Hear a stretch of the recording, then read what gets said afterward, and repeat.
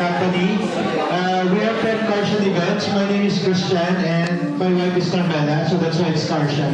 Carmela and Christian. So we've been in the business, started 2017, so we are a coordinator event organizer.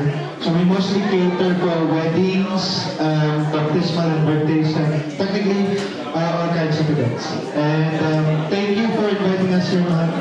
And we're excited to be your future partners. Thank you. Ayan, ituturo po namin kayo sa loob ng Casa Esperanza or the Heritage House. So, yan yung second floor ng ating venue hall. Sobrang ganda dyan. Kung nag-iisip kayo ng prenup na ang tema ay rustic or old-fashioned theme or pang basically sinaunang aura, ay ito ay nababagay sa inyo. Lahat ng mga gamit dito, lugar, bawat kanto ay talagang para kang dadalhin sa sinaunang panahon. Ang ganda. Talagang perfect na perfect sa pang prenup nyo.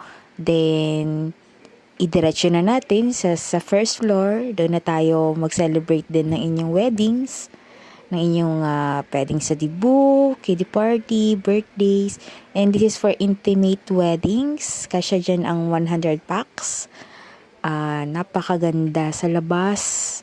Kung mahilig din kayo sa nature, punong-puno ng nature dito. Makikita nyo, no? Itong mga puno, mga green. May bonfire din na pwedeng kasama sa prenup.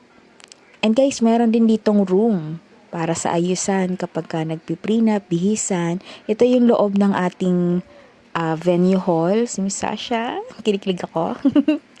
Ayan, ganyan siya ka-sophisticated. Ang gandang ayusan, promise.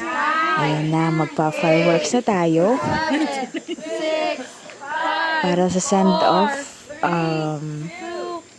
meet and greet with the Quezon suppliers.